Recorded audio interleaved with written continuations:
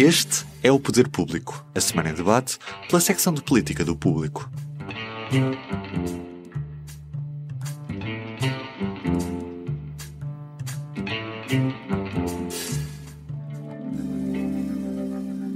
Filipe Santa Bárbara.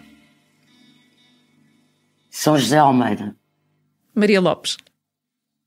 Olá, eu sou a Suzete Francisco e este é o Poder Público. Esta semana, com uma estreia no elenco do Filipe Santa Bárbara, jornalista da política. Bem-vindo, Filipe. Esta última semana ficou marcada pela tomada de posse do governo, pela oficialização da candidatura de José Luís Carneiro à liderança do PS e pela celebração do 10 de junho, já a soar a despedida de Marcelo Rebelo de Sousa. Este dia não foi só uma celebração. Primeiro tivemos o episódio dos insultos dirigidos ao imã de Lisboa, depois uma agressão ao ator Adérito Lopes. Cronologicamente, começamos pela tomada de posse do governo. Nos discursos, Marcelo Rebelo de Sousa afirmou que os portugueses relegitimaram o governo, ou, na verdade, Luís Montenegro em particular, mas não lhe deram cheque em branco e pediu ambição.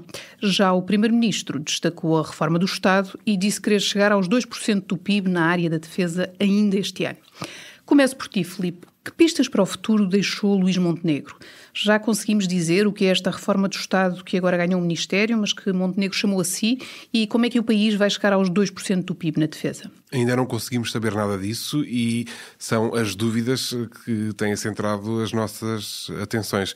Desde já, muito boa tarde, bom dia, boa noite a quem nos estiver a ouvir. É com gosto que nos junto aqui ao Poder Público.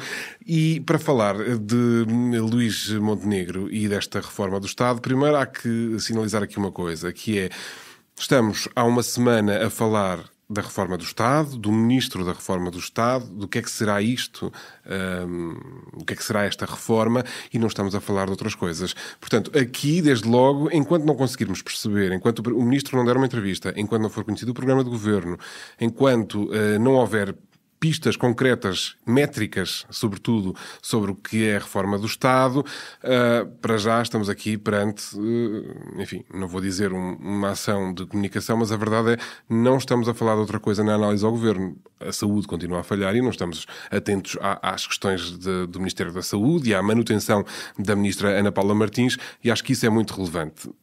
Passou bastante despercebida, de facto, a continuidade da Ministra da Saúde. E as urgências continuam a fechar ao fim de semana. E, portanto, estamos aqui a falar da reforma do Estado num patamar muito abstrato. Fui ver o programa eleitoral da AD, rever, e as coisas que lá dizem sobre a reforma do Estado são... Enfim, vou poupar-vos à leitura destas frases, mas são coisas muito... inócuas, quer dizer, uma reforma do Estado que seja mais do que simplificação e desburocratização, elementos consensuais, apesar de continuarem a ser necessários, menos consensual é a necessidade de uma análise profunda e crítica de todas as estruturas da administração pública, enfim, podia continuar por aqui fora.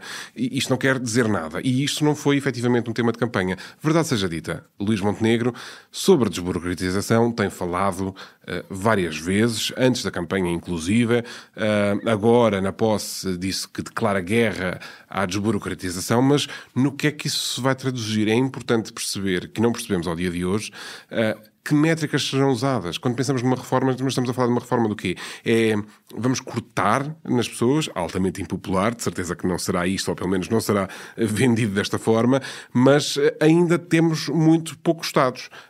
Basta também lembrar que o Governo continua a dizer que terá feito também, já iniciado esta reforma na legislatura passada, é verdade, com a fusão de secretarias-gerais, por exemplo, criando aquela Secretaria-Geral do Governo, fundindo, por exemplo, os serviços jurídicos dos vários ministérios. Isso faz parte, de facto, de uma reforma do Estado. Agora, estas coisas assim avulsas, e que de resto são decorrentes do PRR, portanto também não é total mérito do Governo.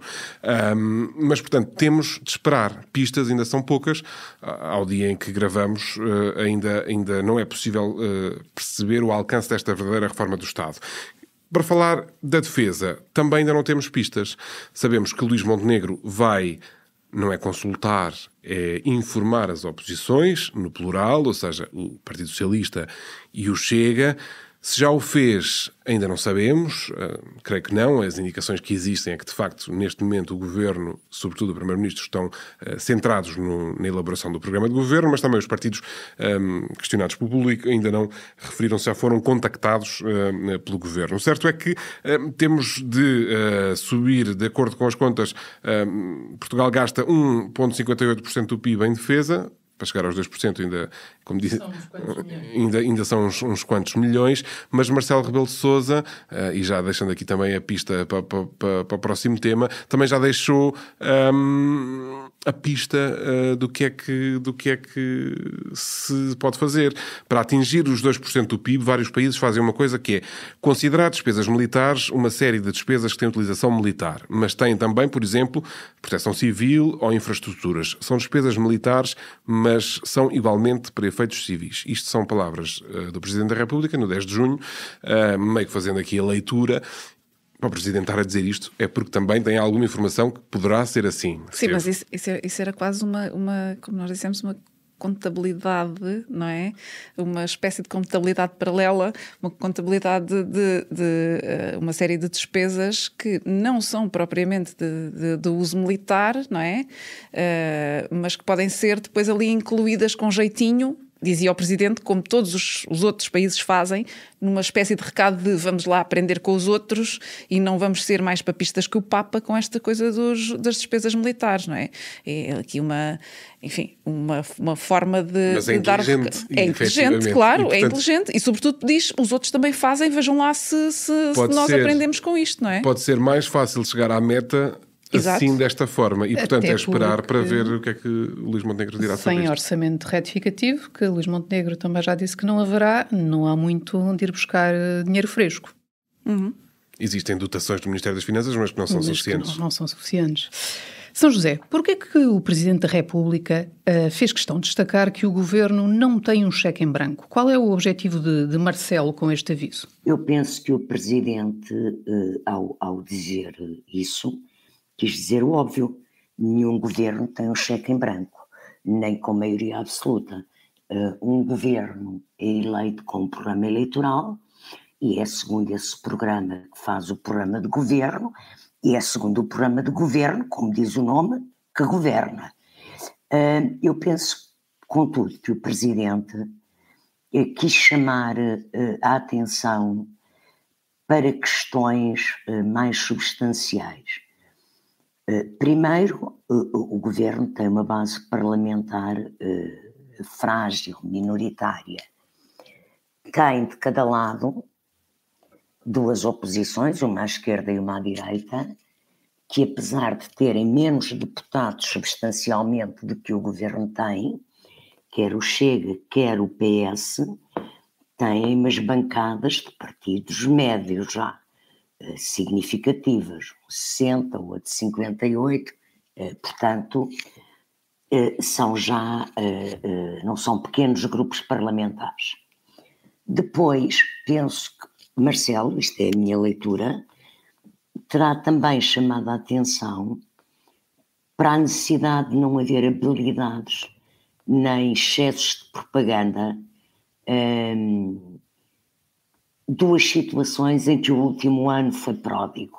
Quando eu falo de habilidades, é uma governação a satisfazer reivindicações numa atitude de investir, como alguns já chamaram, de partidos da oposição, de campanha eleitoral, governação de campanha eleitoral, portanto, a querer agradar fatias da população, a setores da população, com intuitos eleitoralistas. Por outro lado, também significa que o governo não pode exagerar na propaganda, ou seja, agarrando no que o Filipe disse de início, nomeadamente sobre a reforma de Estado. A reforma de Estado é uma coisa, o Primeiro-Ministro no discurso de posse assentou muito na desburocratização, que não é propriamente uma reforma de Estado, mas é uma modernização do Estado, sim.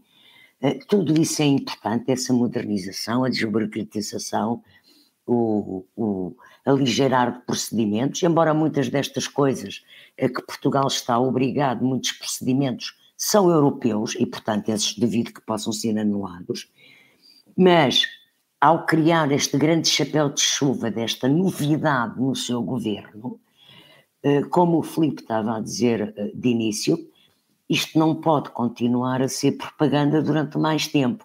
Temos que começar a perceber conteúdos. Além de que há que olhar para outras situações. Eu sei que há um novo normal na saúde, tivemos um novo normal da Covid e dos confinamentos. Agora temos um novo normal que é os serviços de urgência fechados e já ninguém fala nisso. Eu acho que é muito significativo que durante meses, anos, as televisões, os noticiários abriam logo de manhã com as urgências que iam estar fechadas nesse dia. Urgências de pediatria e obstetrícia. Hoje em dia já não há notícia disso e elas continuam a estar fechadas. Ainda outro dia, ou esta semana, houve uma grávida que deu à luz dentro de um Uber, ou ia num Uber, num TVD, e depois deu à luz na sala de espera de uma esquadra de polícia, creio eu. E, portanto, estas coisas já ninguém liga. E isto não pode ser, não é? O satisfazer as necessidades das pessoas e combater a subida dos populismos radicais que vivem de explorar o descontentamento, está precisamente em apostar a sério na governação, e penso que é para isso que Marcelo estava a alertar o Primeiro-Ministro. Passemos então ao Partido Socialista. Maria, no sábado tivemos a oficialização da candidatura de José Luís Carneiro à liderança do partido. Que PS vai ser este de José Luís Carneiro? Bom, se calhar ainda nem sequer no próprio PS sabe o que PS vai ser este, não é? Quer dizer, apesar dos apelos de união, e um novo líder traz sempre essa missão de unir o partido, sobretudo numa altura em que ele está tão em cacos depois do resultado eleitoral, essa será sempre uma primeira tarefa, mas o partido vai continuar a ser um partido socialista partido, digamos assim, e algo desunido, e sobretudo órfão de um secretário-geral forte, com carisma. Depois de António Costa, ainda nem sequer Pedro Nuno Santos tinha recuperado a maior parte do carisma de um líder socialista, e portanto vai demorar a José Luís Carneiro eu diria, instalar-se, por assim dizer. Podemos, obviamente, ou teremos que salientar que ele foi na verdade é o único que se chegou à frente, não é? E portanto eu diria um líder de recurso neste momento, mas também é preciso reconhecer essa coragem neste momento com o partido ainda como está, depois das eleições, e por isso ele tem aqui muito trabalho a fazer.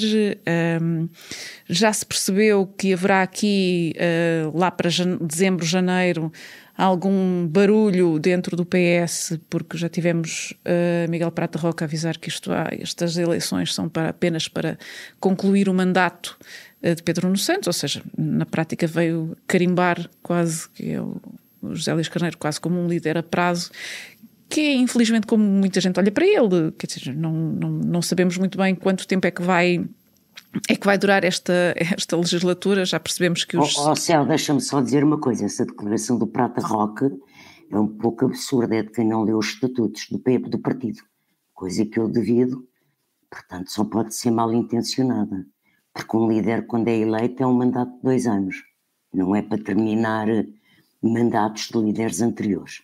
Pois. Desculpa mas era só para esclarecer uma questão estatutária. Eu compreendo-te. O que eu estava a dizer é que, obviamente, que ele vai fazer barulho outra vez em dezembro ou janeiro, que se calhar não é uma altura muito propícia para se fazer isso, tendo em conta que estamos em cima de presidenciais e, presumo eu, o PS ainda vai ter algum nome a quem dar o seu apoio. Bem, e ainda haverá autárquicas pelo meio, que podem eventualmente piorar a situação do PS, que bem, o anterior secretário-geral tinha posto como meta vencer ter a ANMP e a ANAFRA, portanto, vencer o maior número de câmaras. Já sabemos e juntas de freguesia. Tendo em conta a tendência, será muito difícil. Portanto, vai ter que ser um PS olhar para dentro, não é? Dizia eu há pouco, não sabemos durante quanto tempo, nem sequer sabemos se será possível fazer essa tão grande reflexão interna que José Luís Carneiro quer fazer. Pedro Nuno Santos queria fazer os Estados Gerais e não conseguiu, teve que fazer em modo acelerado. E José Luís Carneiro quer fazer uma reflexão profunda. Saberemos exatamente, ou pelo menos saberemos mais ou menos quais é que são as balizas dessa reflexão quando se conhecer a sua moção, que foi entregue aliás, há pouco, não é? na sede do partido. Agora, este PS, na Assembleia da República, digamos assim, porque não terá ação em muito mais... vai ser quase um PS, eu vou utilizar um termo um pouco estranho, mas se calhar um PS fofinho, não é? Porque já disse que vai apoiar muitas medidas do governo, fazendo a oposição com responsabilidade, que é sempre um termo que se usa nestes casos. Obviamente, José Luís Carneiro já disse que quer participar em alguns processos importantes, não é? Com consensos, já abriu a porta a consensos em áreas de soberania, e até porque serão áreas em que com certeza o PSD se quererá também entender mais com o PS do que com o Chega, presumimos nós, não é? Fará? Não é? Como fará porque essa dúvida, não é? O PSD com o PS sozinho não chegam. Não, é assim, há aqui questões para as quais chegam, não é? O investimento na defesa, as políticas externas... Sim, mas nomeações para o Tribunal Constitucional. Essas questões não, mas isso... Não são de sumenos. Não são. Mas também... Essas questões, estabelecido o acordo entre o PS e o PSD, haverá sempre forma do PSD trazer o AL e do PS trazer o LIVRE. O LIVRE, exatamente. E eu creio que aí já dá os 2 terços. Já. Eu já estive a fazer as contas. Com esses dois, com a IEL e com... Eu também, mas não quero garantir, porque eu não sou a questão é se a IEL quer estar nesse barco juntamente com o Partido Socialista, depois das críticas todas que têm feito ao PS. Filipe, aí estará a habilidade do Primeiro-Ministro em saber governar com o Parlamento que tem. Ias terminar, Céu? Ia dizer que se calhar vamos ter durante muito tempo José Luís Carneiro com um fantasma, que é uma boa parte do PS à espera, por exemplo, de Fernando Medina, o que não vai ser fácil também para ele para liderar o partido nesta situação. Portanto, que PS vamos ter? Precisávamos de uma bola de cristal. Veremos. Vamos então para o 10 de junho, dia em que o imã de Lisboa foi insultado e o ator Adérito Lopes foi agredido por um grupo de neonazis. Filipe, dirias que a política e o ambiente político atual estão de alguma forma a contribuir para episódios desta natureza que começam a ser frequentes e mais violentos? É que não tenho dúvida nenhuma acerca disso. E na verdade, basta abrir uma plataforma como o X, o antigo Twitter, para perceber isso. Quer dizer, é ódio por todo lado. E aí começar, naturalmente, enfim, eu acho que repúdio não é suficiente para dizer e para falar sobre aquilo que aconteceu. E sobre estas questões e o ambiente político, precisamente, aqui vou ter de apontar efetivamente a Luís Montenegro, porque ainda agora fiz esta checagem aqui nas redes sociais. E lamento profundamente que o primeiro-ministro de um país como Portugal, de um Estado de Direito democrático, não se tenha pronunciado sobre isto quando se pronuncia sobre as mais variadas coisas nas suas redes sociais. Quer dizer, acabei de ver aqui, e obviamente que tem de estar consternado e lamentar e censurar agressões, por exemplo, agentes da autoridade, da PSP, que o fez. Mas agora não fez porque quando um ator foi espancado por um grupo neonazi.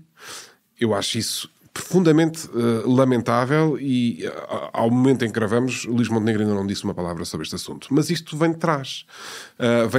E aqui vou lembrar umas palavras de Augusto Santos Silva, que quando o grupo Habeas Corpus começou a ser mais visível nas suas ações, de boicotar lançamentos de livros, de forma algo até violenta e insultuosa, também não se ouviu da parte do governo grandes palavras sobre isso. E na altura, Santos Silva, quando este grupo decidiu catalogar gente, figuras públicas e outras menos públicas, como terroristas, simplesmente porque defendem princípios de igualdade, Santos Silva dizia assim: devemos ter sempre alguma tolerância democrática perante a expressão de emoções, de sentimentos, de ideias e até de ódios. Mas demasiada tolerância é mesmo cumplicidade. Eu não quero estar aqui a fazer insinuações de que o Primeiro-Ministro é cúmplice disto ou daquilo, porque certamente o Primeiro-Ministro não valida este tipo de comportamentos. Isso não põe as mãos no fogo por ninguém, mas quase que põe as mãos no fogo por isso, não é? Agora, deixar passar este tipo de coisas, deixar passar que, por exemplo, as notícias vêm revelar que pessoas que fizeram parte desta agressão ao ator do Teatro da Barraca fazem parte do grupo que foi excluído da versão preliminar do Relatório Anual de Segurança Interna. É assim, tem de se falar precisamente, o Governo já disse N vezes, respostas escritas ao Parlamento, que a versão final é a versão final, é essa que tem que ser considerada, etc. Mas a partir do momento em que houve uma versão preliminar, que foi passada à comunicação social, que é verdadeira, ainda que fosse uma versão de trabalho, tem que se explicar qual foi o critério político. Porque é que saiu, não é? Não está explicado até hoje porque é que saiu. E quer dizer, e todos estes pequenos passos, juntando ao facto de a Assembleia da República hoje estar transformada num sítio onde o decoro e, enfim, a urbanidade são postas em causa permanentemente. Quer dizer, as pessoas sentem-se legitimadas. Aconselho a leitura hoje, esta quinta-feira, do Jornal Público, para quem ainda não percebeu, ler o artigo. O crescimento eleitoral da extrema-direita criou um efeito de desinibição social do racismo e da xenofobia. Isto é só andar na rua e perceber que as pessoas sentem-se de facto legitimadas. Saíram todas do armário, não é? Exato, saíram não é do armário, saíram debaixo das pedras.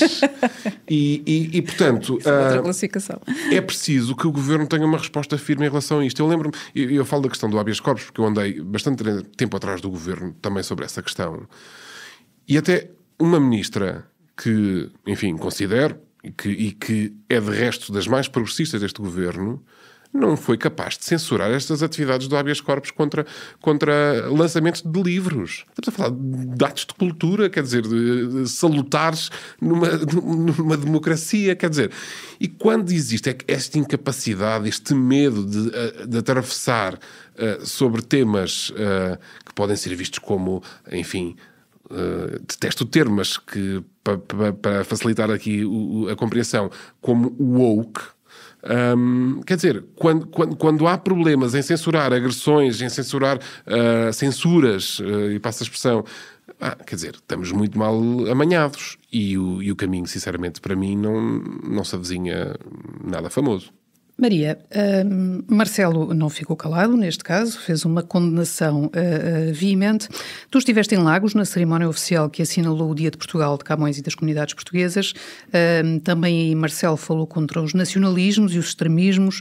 Recentemente já tinha lembrado que desde 2018 que alerta para os populismos. Mas a verdade é que uns e outros estão aí sob diversas formas. É uma derrota para Marcelo sair com este contexto político e social? De certa forma, sim. Marcelo chegou a dar ali um remoquezinho a António Costa quando disse quando recordou que já falava sobre isto desde 2018. Enfim, também já tinha, em 2017 já havia ali alguma presença destas questões nos seus discursos, e na altura, em 2018, também num 10 de junho, António Costa como que... Foi no 25 de Abril.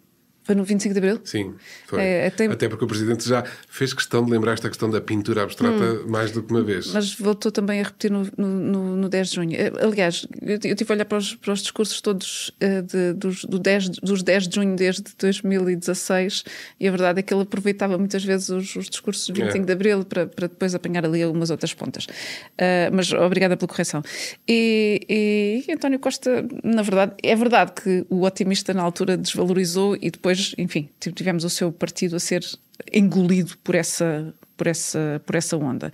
Agora, responder à tua pergunta, de certa forma sim, sai um bocadinho derrotado, no entanto, por causa deste crescimento, não é?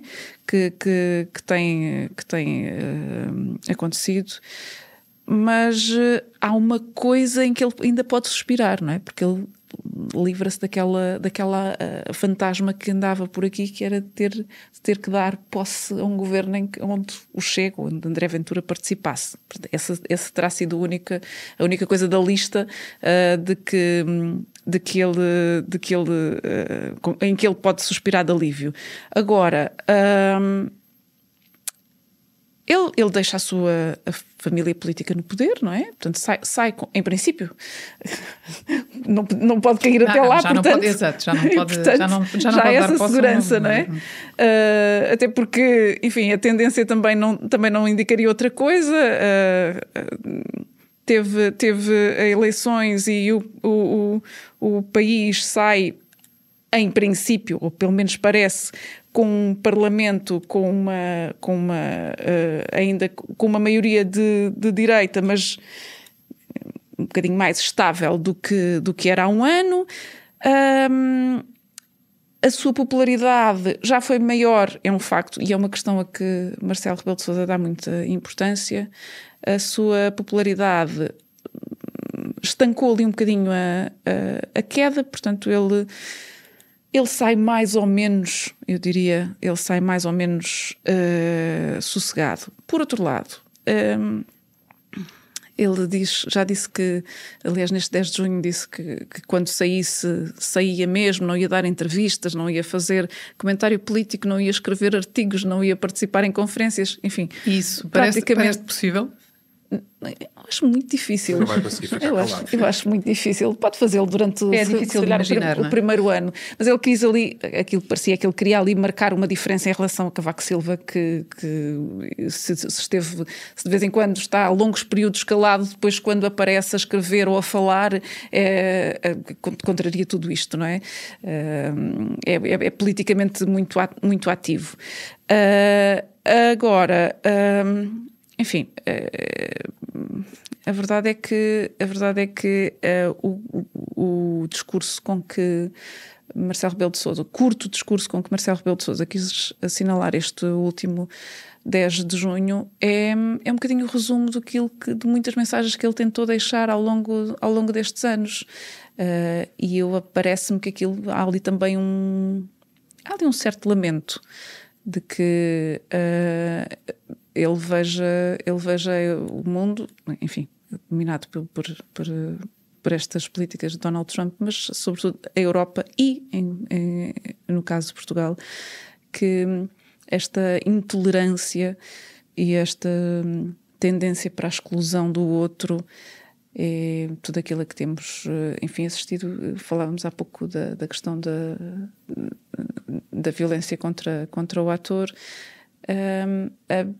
A sensação que tenho é que esse é um bocadinho uma nódoa com que Marcelo Rebelo de Sousa termina aqui o seu mandato. Há uma frase paradigmática, só para pontuar aqui. Para já, o ir saindo de levezinho, eu não acredito que Marcelo Rebelo de Sousa saia de levezinho de coisa nenhuma. Mas uma frase paradigmática que Marcelo Rebelo de Sousa disse precisamente aqui nesta redação do Público, que é, referindo-se ainda ao passado e aos tempos da coabitação com António Costa, éramos felizes e não sabíamos. Não sabíamos. Mas é muito isso. Já conseguimos constatar hoje que, de facto, o mundo era um pouco mais feliz há uns anos e não tínhamos nenhuma consciência sobre isso. Ele lá embaixo em Lagos, quando lhe perguntaram também sobre qual é que é a missão do próximo presidente, e ele fugiu um bocadinho a isso, a dizer os tempos pedem aquilo que estão todos a ver, que é muito visível, sem explicar exatamente o quê, não é? E sem explicar então qual é que é o perfil de alguém na presidência para estancar ou para minimizar o que poderá aí vir. Mas ele quer... A sensação com que se fica é que, se calhar, é preciso alguém é preciso alguém que, mais do que os meus avisos, se calhar imponha aqui uma ordem a isto.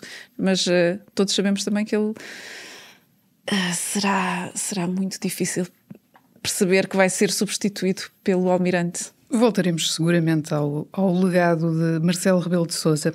São José, à mesma hora a que decorria a cerimónia em Lagos, Henrique Gouveia Melo estava em Lisboa a participar na cerimónia de homenagem aos ex-combatentes da Guerra Colonial, onde se ouviram os insultos racistas e xenófobos de que estávamos a falar e sobre os quais, aliás, Gouveia Melo não se quis pronunciar diretamente, pelo menos naquele primeiro momento, dizendo apenas que estes momentos são de união e não desunião.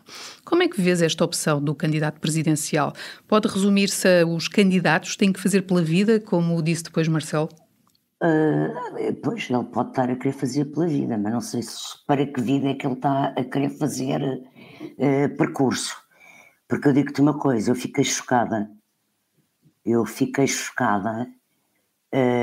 que numa altura em que todas as pessoas que são referências para uns e para outros, à esquerda e à direita, e as figuras institucionais condenaram todas o que se tinha passado, depois de ouvir o Presidente fazer o discurso que fez, ouvir a Lídia Jorge dar a aula que deu, no bom sentido, sobre o que são os valores da democracia, os princípios e os valores éticos do mundo de hoje democrático, ver um candidato a Presidente da República limitar-se a dizer que o Dia da União, meus amigos, eu não quero união nenhuma com quem insultou o responsável pela Mesquita Central de Lisboa. Ao seu lado, ainda para mais. Ou quem insultou verbalmente e agrediu verbalmente uma atriz da barraca, ou agrediu fisicamente um ator da barraca. Ou quem diz eu não quero união com um político que diz as coisas que André Ventura diz. Não há união possível entre um democrata e aquilo, e uma pessoa civilizada e aquilo. E, portanto, ele teria tido um bom momento de ter um ato importante na sua campanha de afirmação e teve um péssimo momento de campanha. Não sei como as pessoas hoje votam muito por epifenómenos, por percepções, ou seja, a política está muito contaminada por irracionalidade, demasiado dominada por irracionalidade. E as percepções e as ligações políticas, se calhar isto pode ter chocado pouca gente que tencionava votar em Gouveia Melo e que por causa de uma coisa destas deixará de votar. Mas para mim acho que é um mau indício, e digo mais, para quem se afirmou com tanta firmeza, passo o pleonasmo quase, e quem demonstrou tanta coragem e assertividade quando liderou lá o processo da vacinação da Covid-19, que uma vez até é poupado por um grupo de antivacinas à porta de um centro de saúde, creio eu, dirigiu-se a eles e meteu-os na ordem e demonstrou autoridade democrática. Desta vez eu não sei se o almirante na reserva Gouveia Melo, quando despiu a farda, deixou tudo isso no bolso da farda ou se esvaiu no ar, não sei, mas eu penso que foi um momento muito triste e um tiro no pé grande de quem quer ser presidente de uma república democrática. Penso que esteve muito mal.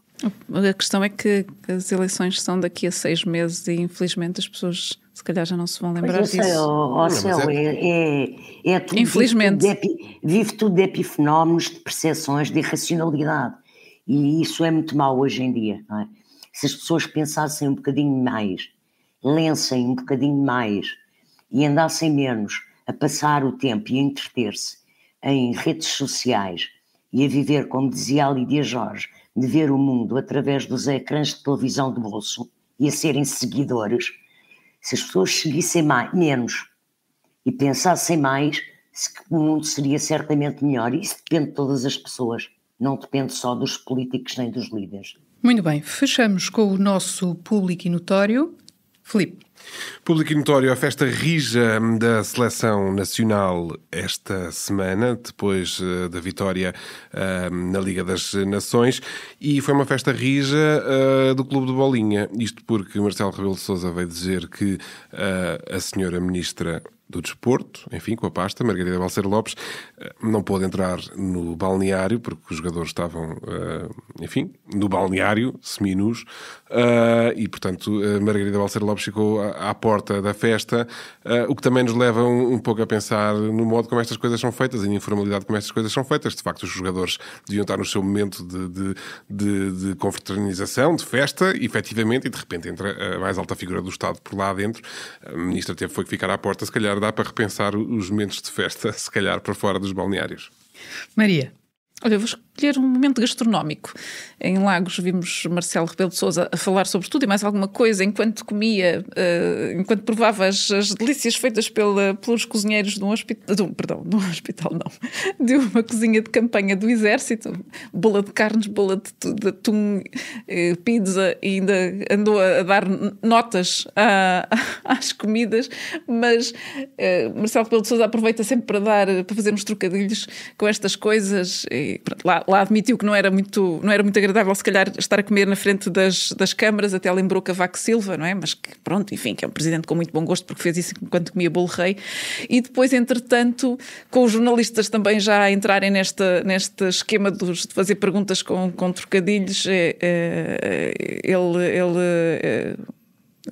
perguntou-se-lhe como é que ele via o futuro, e porque ele tinha dito que era muito variado gastronomicamente e que, portanto, passou a ser a ser normal este hábito presidencial de comer em frente às câmaras. Ele disse que os portugueses terão que escolher entre gastronomia forte ou gastronomia mais suave, sem querer dizer quem era o quê. Mas é interessante que estas analogias de Marcelo Rebelo de Sousa em relação aos candidatos que já se apresentam aí, como se fosse uma maçã, um frango assado. Quem é o Forte assim. e Mel? Faça publicidade. Exato. São José. Ora, o meu público notório é o José Cesário, porque eu conheço o José Cesário há muitos anos e admito que ele deve estar um bocadinho comprometido, mas orgulhoso. Ele foi secretário de Estado das Comunidades com Durão Barroso, em 2002. Aliás, ele era um dos grandes apoiantes de Durão Barroso, do seu núcleo duro inicial mesmo. Foi com Passos Coelho e foi no último governo. Ele é uma espécie de secretário de Estado das Comunidades do PSD. E agora deixou de ser. E então várias associações de imigrantes portugueses e de lusodescendentes fizeram um abaixo-assinado pedindo o regresso dele e lamentando que ele não tenha continuado com a tutela das comunidades. E, portanto, eu acho interessante esta notícia. Estava na altura, certamente, de mudar, não há cargos vitalícios, e José Cesário, de facto, tinha quase um cargo vitalício de secretário de Estado das Comunidades quando o PSD era governo, há mais de 20 anos. Mas não deixa de ser cómico que o próprio José Cesário não tenha querido comentar a notícia, porque, de facto, pronto, é como quem diz, os meus não me quiseram, mas o povo gosta de mim. E, portanto, o povo das comunidades portuguesas gostava e bem de José Cesário. Aparente, os meus significa o Ministro dos Negócios Estrangeiros. O Ministro dos Negócios Estrangeiros, que não deve, pronto. E, portanto, e o Primeiro-Ministro, que é o responsável máximo. Mas é engraçado, porque também no PS, não sei porquê, Pedro Nuno Santos decidiu afastar da lista da Europa o Paulo Pisco, que também tinha uma ligação como Cesário há muitos anos às comunidades, na Europa, nomeadamente, porque eram os dois candidatos sempre cabeça de lista pela Europa. E pronto, e o PS perdeu o lugar de deputado eleito pela Europa, e talvez o PS aprenda qualquer coisa com isso. Muito bem, terminamos por aqui. Para a semana é feriado, estaremos de volta dentro de 2 semanas. Até lá e obrigado por ter estado connosco. Para não perder os novos episódios, subscreva este podcast do Público na sua aplicação preferida. Para além deste programa, há mais para descobrir em público.pt/podcasts. O Público fica no ouvido.